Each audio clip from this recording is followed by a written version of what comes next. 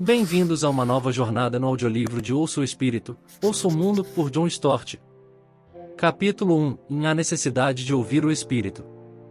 Parte 1. O Evangelho. O cristianismo não é uma religião, e muito menos uma religião entre muitas, mas sim a boa nova de Deus para o mundo. A implicação disso é que o Evangelho tem, ao mesmo tempo, uma origem divina, a ele vem de Deus, e uma relevância humana, a ele fala a nossa situação. Portanto, antes de nos dispormos a encarar a pergunta "o que é o Evangelho?", precisamos encontrar uma resposta satisfatória para a pergunta logicamente prioritária: o que é o ser humano? O capítulo 1, ou paradoxo humano, é uma tentativa de fazer justiça ao que a Bíblia ensina e a nossa própria experiência endossa, em a glória e a vergonha implícitas no fato de sermos humanos, ou seja, a nossa dignidade, como seres criados à imagem de Deus, e a nossa depravação, como pecadores sujeitos ao seu juízo. Depois, o capítulo 2 apresenta, em termos de a verdadeira liberdade, aquilo que tradicionalmente chamamos de salvação. Os capítulos 3 e 4 lidam com os temas centrais, a morte e a ressurreição de Jesus, que asseguraram nossa libertação. Primeiro, eu tento enfrentar as 5 principais objeções feitas ao Evangelho do Cristo crucificado e depois as negações correntes quanto à sua ressurreição corporal. Meu argumento é que a significância neotestamentária da ressurreição de Jesus depende da convicção tradicional da Igreja, de que ela foi um evento que envolveu o ressurgimento e a transformação do seu corpo. No capítulo 5, a Jesus Cristo é Senhor, repassaremos as implicações a longo prazo, tanto para a fé como para a vida, dessa afirmação aparentemente inocente. Radical mesmo é o discipulado que leva a sério o senhorio de Cristo. Capítulo 1. O paradoxo humano. 2 vezes no Antigo Testamento levanta-se a questão: o que é o homem? Isto é, o que significa ser humano, e 2 vezes ela é respondida. E em ambas as ocasiões a indagação expressa surpresa, até incredulidade, pelo fato de Deus prestar tanta atenção à sua criatura humana. Afinal de contas, nós somos insignificantes em comparação com a vastidão do universo, como também impuros em contraste com o brilho das estrelas, não passamos de insetos e vermes. Há pelo menos 3 razões principais para a importância desta questão. Pessoalmente falando, perguntar "o que é o homem?" é uma outra forma de indagar "quem sou eu?". Só assim nós podemos dar uma resposta ao antigo adágio grego gnotícia auton, conhece-te a ti mesmo, e à preocupação moderna ocidental com a descoberta de nosso próprio eu. Não existe área mais importante a ser buscada ou pesquisada do que a nossa identidade pessoal. Afinal, enquanto não nos encontrarmos a nós mesmos, nós nem podemos descobrir plenamente qualquer outra coisa, nem podemos crescer em maturidade pessoal. O clamor universal é: quem sou eu? E será que eu valho alguma coisa? Conta-se que certo dia Arthur Schopenhauer, o filósofo do pessimismo, estava sentado no Tiergarten, em Frankfurt, meio desgrenhado e maltrapilho, quando o guarda do parque, confundindo-o com um vagabundo, perguntou-lhe rudemente: quem é você? A esta indagação, o filósofo replicou amargamente: por Deus, como eu gostaria de saber. Profissionalmente, qualquer que seja o nosso trabalho, nós sempre estamos de alguma forma servindo as pessoas. Os médicos e enfermeiras têm seus pacientes, os professores têm alunos, os advogados e assistentes sociais têm clientes, os parlamentares têm seus constituintes e os negociantes, os seus fregueses. A maneira como tratamos as pessoas em nosso trabalho depende quase inteiramente de como nós as vemos. Politicamente, pode-se argumentar que a natureza dos seres humanos tem sido um dos principais pontos de discussão entre as visões rivais de Jesus e Marx. Será que os seres humanos têm um valor absoluto, em virtude do qual devem ser respeitados, ou seu valor só tem relação com o Estado, por cuja causa eles devem ser explorados? Ou, mais simplesmente, as pessoas são servas da instituição, ou é a instituição que é serva das pessoas? Como escreveu John S. Weil, as ideologias são na verdade antropologia, elas são diferentes doutrinas acerca do homem. A crítica cristã às respostas contemporâneas para a questão "o que é o homem?" é que elas tendem a ser, ou ingênuas demais em seu otimismo, ou negativas demais em seu pessimismo acerca da condição humana. Os humanistas seculares são geralmente otimistas. Embora creiam que o Homo sapiens nada mais é que o produto de um processo de evolução ocorrido ao acaso, eles no entanto acreditam que os seres humanos continuam a evoluir, têm potencial ilimitado e algum dia assumirão o controle total de seu próprio desenvolvimento. Mas esses otimistas não levam suficientemente a sério a queda do ser humano para a perversidade moral e o egocentrismo, o que constantemente tem retardado o progresso, levando à desilusão os reformadores sociais. Os existencialistas, por outro lado, tendem a ser extremamente pessimistas. Já que não há Deus, dizem eles, também não há mais valores, ideais ou padrões, o que, no mínimo, tem sua lógica. E embora nós precisemos encontrar de alguma forma a coragem para ser, nossa existência não tem nem significado nem propósito. No final das contas, tudo é um absurdo. Mas tais pessimistas não levam em consideração o amor, a alegria, a beleza, a verdade, a esperança, o heroísmo e o sacrifício próprio que tem enriquecido a história humana. O que necessitamos, pois, citando novamente J. S. Weil, não é nem o otimismo fácil dos humanistas, nem o obscuro pessimismo dos cínicos, mas o realismo radical da Bíblia. Nossa dignidade humana. O valor intrínseco dos seres humanos é afirmado desde o primeiro capítulo da Bíblia. Também disse Deus: façamos o homem à nossa imagem, conforme a nossa semelhança, tem ele domínio sobre os peixes do mar, sobre as aves dos céus, sobre os animais domésticos, sobre toda a terra e sobre todos os répteis que rastejam sobre a terra. Criou Deus, pois, o homem à sua imagem, à imagem de Deus o criou, homem e mulher os criou. E Deus os abençoou, e lhes disse: sede fecundos, multiplicai-vos, enchei a terra e sujeitai-a, dominai sobre os peixes do mar, sobre as aves dos céus, e sobre todo animal que rasteja pela terra. Há muito tempo persiste o debate acerca do que significa imagem ou semelhança divina nos seres humanos, e onde jaz sua superioridade. Keith Thomas juntou uma porção de ideias exóticas em seu livro Man and the Natural World, O Homem e o Mundo Natural. Ele destaca, por exemplo, que o ser humano foi descrito por Aristóteles como um animal político, por Thomas Willis como um animal que ri, por Benjamin Franklin como um animal que faz ferramentas, por Edmund Burke como um animal religioso e pelo gourmet James Boswell como um animal que cozinha. Outros autores têm se concentrado em alguma característica física do ser humano.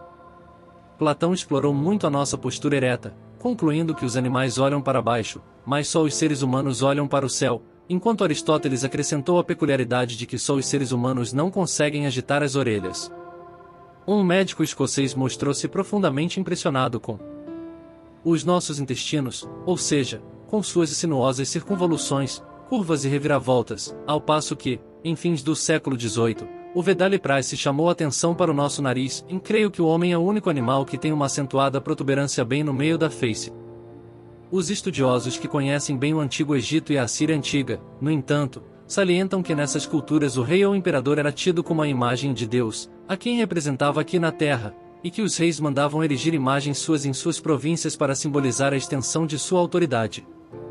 Foi dentro desse contexto que Deus, o Criador, confiou uma espécie de responsabilidade real, ou pelo menos vice-real, a todos os seres humanos, designando-os para dominarem sobre a terra e suas criaturas e coroando-os, para isso, de glória e honra. No decorrer da narrativa de Gênesis 1, fica claro que a imagem ou semelhança divina que distingue os humanos, ao clímax da criação, dos animais, a cuja criação é registrada antes. Implica-se uma continuidade entre humanos e animais. Eles compartilham, por exemplo, o fôlego da vida 48 e a responsabilidade de reproduzir-se. Mas havia também entre eles uma radical descontinuidade, ao se dizer que os seres humanos são um como Deus. Essa ênfase na distinção singular entre humanos e animais repete-se constantemente por toda a Escritura, sob dois diferentes tipos de argumento. Deveríamos nos envergonhar tanto quando os seres humanos comportam-se como animais, baixando ao nível destes, como quando os animais se comportam como seres humanos, agindo muito melhor pelo instinto do que nós pela capacidade de escolher. Um exemplo do primeiro caso é que homens e mulheres não devem ser embrutecidos e ignorantes, comportando-se como um irracional, ou então como o cavalo ou a mula, sem entendimento, os quais com freios e cabrestos são dominados.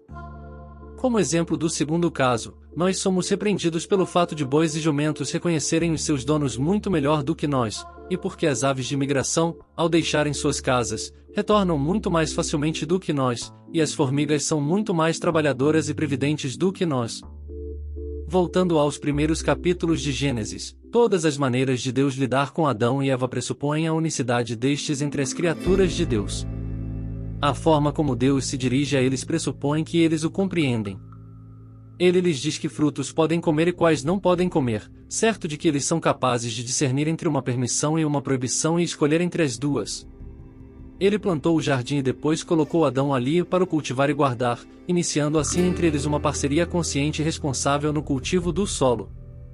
Criou-os macho e fêmea, declarou que a solidão não era uma coisa boa, instituiu o matrimônio para a realização do amor dos dois e abençoou sua união. Além disso, ele passeava no jardim pela viração do dia, deliciando-se com a sua companhia, e sentiu falta dos dois quando se esconderam dele.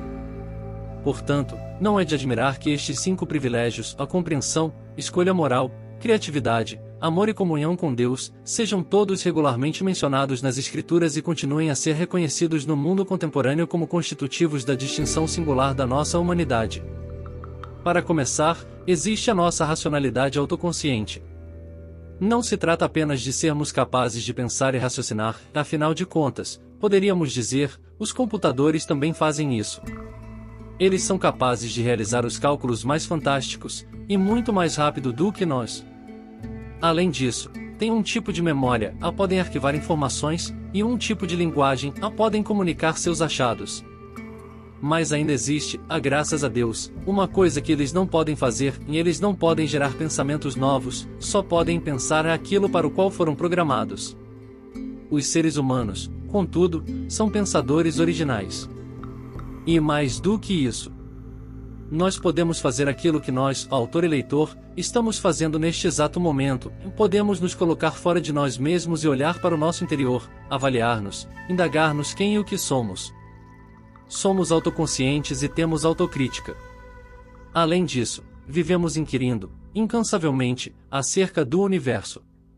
Está certo que, como disse a outro um certo cientista, astronomicamente falando, o homem é infinitamente pequeno. É verdade, respondeu seu colega. Só que, astronomicamente falando, o homem é que é o astrônomo. A seguir vem a nossa capacidade de fazer opções morais. O ser humano é um ser moral. Embora nossa consciência reflita nossa formação e cultura, sendo, portanto, falível, ela no entanto permanece alerta dentro de nós, como uma sentinela, advertindo-nos de que há uma diferença entre o certo e o errado. Ela é mais do que uma voz interior.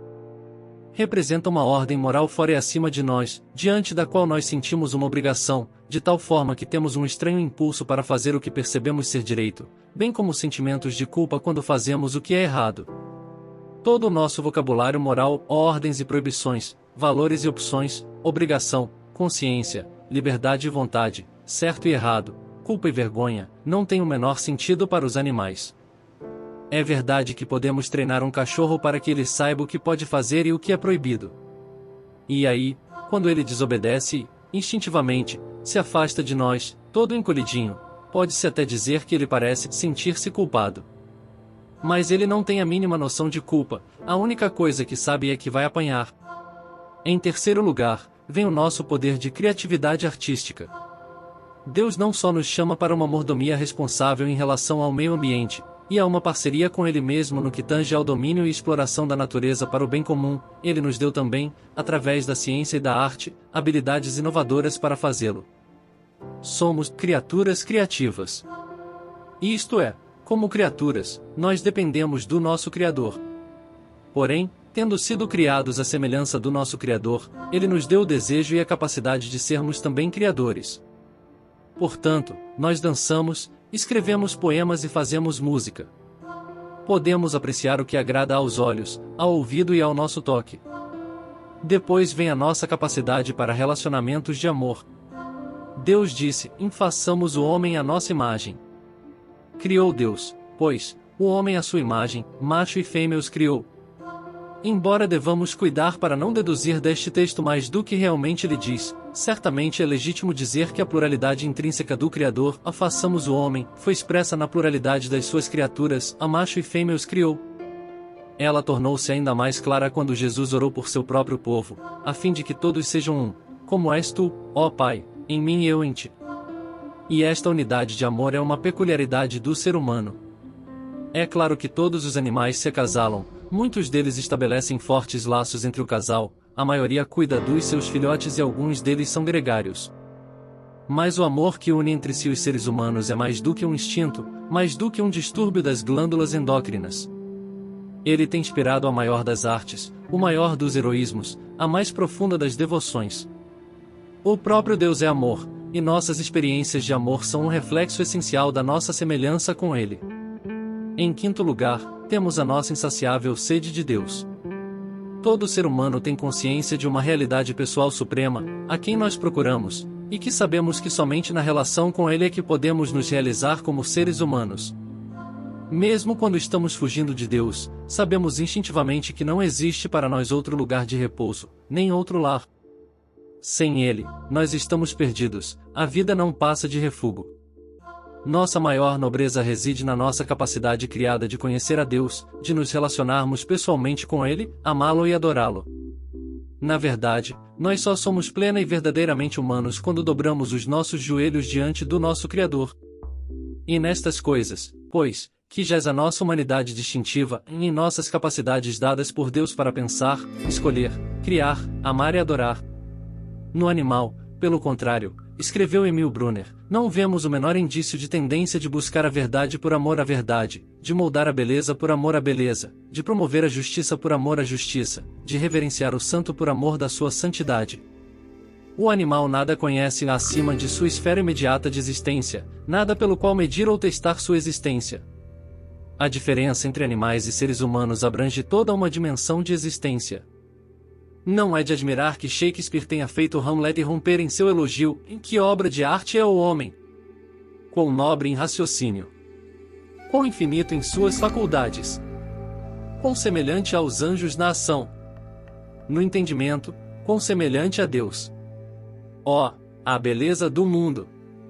O protótipo dos animais. Como eu gostaria de poder parar aqui e que pudéssemos passar o resto de nossas vidas resplandecendo na mais pura autoestima.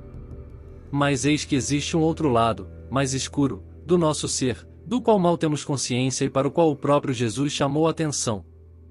Nossa depravação humana. Eis aqui algumas palavras de Jesus.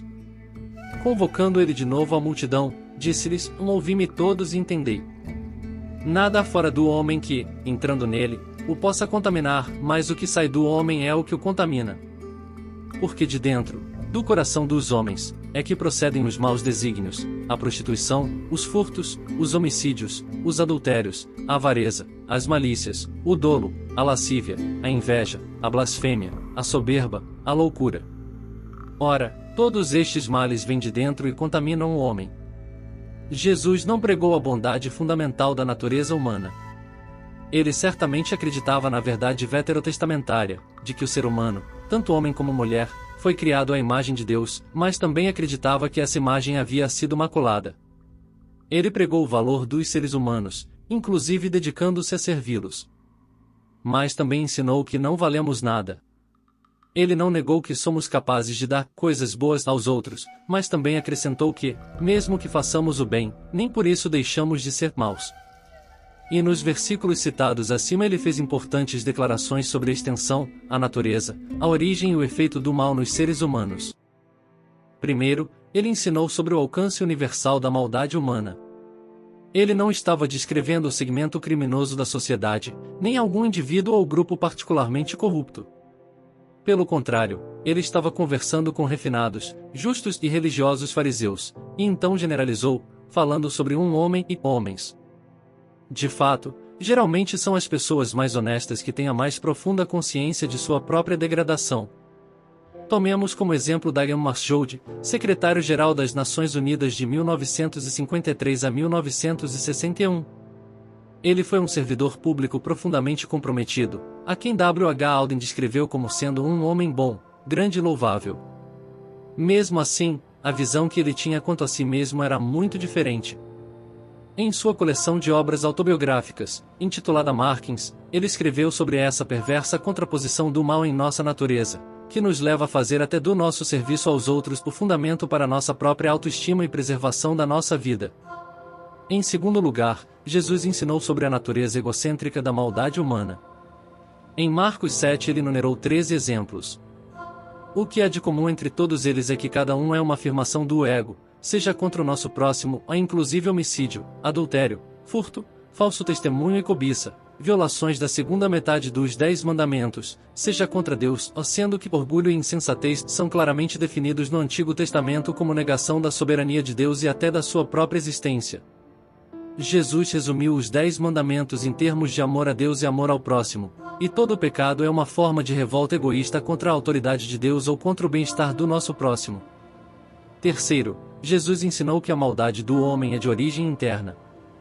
Sua fonte se encontra, não em um ambiente ruim, nem em uma educação falha, se bem que ambos possam exercer uma forte influência sobre jovens impressionáveis, mas, sim, em nosso coração, nossa natureza herdada e pervertida. Quase se poderia dizer que Jesus nos introduziu ao freudianismo antes mesmo de Freud. Pelo menos aquilo que ele chama de coração é, em termos aproximados, equivalente ao que Freud chama de inconsciente. Isso nos faz lembrar um poço bem profundo. A espessa camada de lama que jaz no fundo geralmente não se vê, e muito menos se suspeita. Mas quando as águas do poço são agitadas pelos ventos da emoção violenta, a imundície mais fétida e nojenta sai borbulhando das profundezas e rompe na superfície, com ódio, raiva, lascívia, crueldade, ciúmes e revolta. Em nossos momentos mais sensíveis, nós somos atormentados pela nossa potencialidade para o mal. E de nada adiantam tratamentos superficiais. Em quarto lugar, Jesus falou do efeito contaminador da maldade humana. Todos estes males vêm de dentro, disse ele, e contaminam o homem. Para os fariseus, a contaminação era algo muito mais exterior e cerimonial, eles se preocupavam com alimentos limpos, mãos limpas e vasilhas limpas. Mas Jesus insistiu em dizer que a contaminação é algo moral, que vem de dentro. O que nos torna impuros aos olhos de Deus não é o alimento que entra em nós, a que vai para o nosso estômago, mas o mal que sai de nós, a que sai do nosso coração. Todas as pessoas que já conseguiram ver, ao menos de relance, a santidade de Deus, foram incapazes de suportar essa visão, de tão chocadas que ficaram diante da sua própria e contrastante impureza. Moisés escondeu o rosto, com medo de olhar para Deus. Isaías gritou, horrorizado, chorando sua própria impureza e perdição. Ezequiel ficou ofuscado, quase cego, ao ver a glória de Deus, e caiu de rosto em terra. Quanto a nós, mesmo que nunca tenhamos tido, como esses homens, sequer uma visão momentânea do esplendor do Deus Todo-Poderoso, sabemos muito bem que não temos condições de entrar em sua presença, seja agora ou na eternidade. Ao dizermos isso, nós não estamos esquecendo a nossa dignidade humana, com a qual se começou este capítulo. Devemos, no entanto, fazer jus à avaliação do próprio Jesus sobre a maldade da nossa condição como seres humanos. Ela é universal, há em todo ser humano, sem exceção, egocêntrica, há uma revolta contra Deus e contra o próximo, íntima, a brota do nosso coração, de nossa natureza caída, e aviltante, a torna-nos impuros, e portanto, indignos diante de Deus. Nós, que fomos criados por Deus e como Deus, somos desqualificados a viver com Deus. O paradoxo da condição humana reside em nossa dignidade e depravação. Somos igualmente capazes do mais sublime gesto de nobreza e da mais vil crueldade. Em um momento, podemos nos comportar como Deus, a cuja imagem fomos criados, e logo depois agir como animais dos quais deveríamos ser completamente diferentes.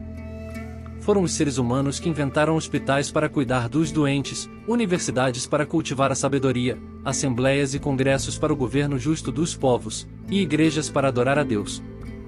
Mas foram eles também que inventaram câmaras de tortura, campos de concentração e arsenais nucleares. É um paradoxo estranho e incrível. Nobre e ignóbil, racional e irracional, moral e imoral, divino e animal. Como C.S. Lewis expressou através de Aslan, o homem desce de Adão e Eva.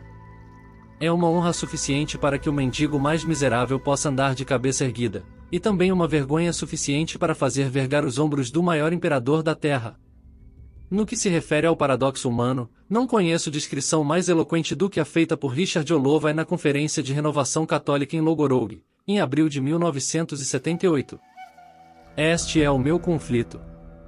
Sou cinza e pó, frágil e inconstante, um conjunto de reações comportamentais predeterminadas, crivado de temores, acossado de necessidades, o requinte do pó e ao pó retornarei. Todavia, existe em mim algo mais. Posso ser pó, mas sou pó que se inquieta, pó que sonha, Poe tem estranhas premonições de transfiguração, de uma glória por vir, de um destino preparado, de uma herança que um dia há de ser minha. Assim, minha vida se estende numa penosa dialética entre cinzas e glória, entre fraqueza e transfiguração. Eu sou um mistério para mim mesmo, um incômodo enigma. Sou essa estranha dualidade de pó e glória. Diante do horror de sua própria dicotomia, algumas pessoas são tolas o suficiente para imaginar que podem purificar a si mesmas, banindo o mal e liberando o bem que há dentro delas. A expressão clássica de nossa ambivalência humana e de nossa esperança de nos salvarmos foi expressa por Robert Louis Stevenson em seu famoso conto O Estranho Caso do Dr. Jekyll e Mr. Hyde, 1886. Henry Jekyll era um médico rico e respeitável, dedicado à religião e à filantropia.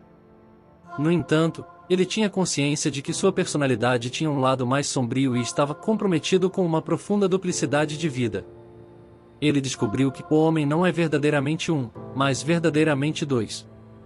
Assim, ele começou a sonhar em resolver o problema de sua dualidade isolando cada um de seus lados em identidades diferentes, de modo que o justo estivesse de um lado e o injusto do outro. Para isso, ele inventou uma droga que lhe permitia assumir o corpo deformado e a personalidade malvada de Mr. Hyde, seu alter ego, por meio do qual ele dava vazão às suas paixões, ódio, violência, blasfêmia e até homicídio. Inicialmente, Jekyll tinha pleno controle de suas transformações e se gabava de que poderia se livrar permanentemente de Hyde quando quisesse. No entanto, aos poucos, Hyde foi se sobrepondo a Jekyll, até que este começou a se transformar involuntariamente em Hyde, e só com muito esforço conseguia voltar a viver como Jekyll.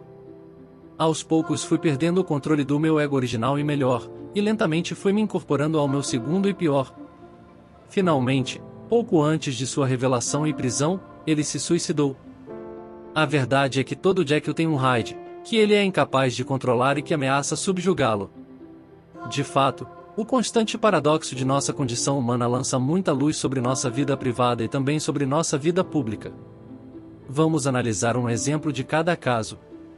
Vamos começar com a redenção pessoal. Como o mal está tão profundamente enraizado dentro de nós, é impossível nos salvarmos a nós mesmos. Assim, nossa necessidade mais urgente é a redenção, ou, podemos dizer, a libertação do poder do mal que nos escraviza. Precisamos reconhecer nossa incapacidade de nos purificar completamente e encontrar a salvação em algo maior do que nós mesmos. Um novo começo na vida que nos ofereça uma purificação da poluição do pecado e também um novo coração, e até mesmo uma nova criatura, com novas perspectivas, novas ambições e novas forças. E, uma vez que fomos criados à imagem de Deus, essa redenção é possível. Nenhum ser humano é irredimível. Afinal de contas, Deus, por meio de Jesus Cristo, veio em busca de nós e nos procurou diligentemente, a ponto de sofrer a agonia da cruz, onde assumiu o nosso lugar, carregou os nossos pecados e morreu a nossa morte, para que pudéssemos ser perdoados. Em seguida, ele ressuscitou, ascendeu aos céus e enviou o Espírito Santo, capaz de penetrar em nossa personalidade e nos transformar a partir de nosso interior. Se há uma notícia melhor do que essa para a raça humana, eu pelo menos nunca ouvi. O segundo exemplo que quero dar sobre o paradoxo de nossa condição humana está relacionado ao progresso social. O fato de homens e mulheres, a mesmo as pessoas mais corruptas, conservarem vestígios da imagem divina na qual foram criados é evidente. Por essa razão, de maneira geral, todos os seres humanos preferem a justiça à injustiça, a liberdade à opressão, o amor ao ódio e a paz à violência. Esse fato observado diariamente alimenta em nós a esperança de uma mudança social. A maioria das pessoas tem visões de um mundo melhor. No entanto, o fato complementar é que os seres humanos são retorcidos de egocentrismo, como Michael Hansen costumava definir o pecado original, e isso impõe limites às nossas expectativas. Os seguidores de Jesus são realistas, não utópicos. É possível melhorar a sociedade, e o registro histórico da influência do cristianismo na sociedade tem sido impressionante. No entanto, a sociedade perfeita, na qual a justiça habitará, ainda aguarda o retorno de Jesus Cristo.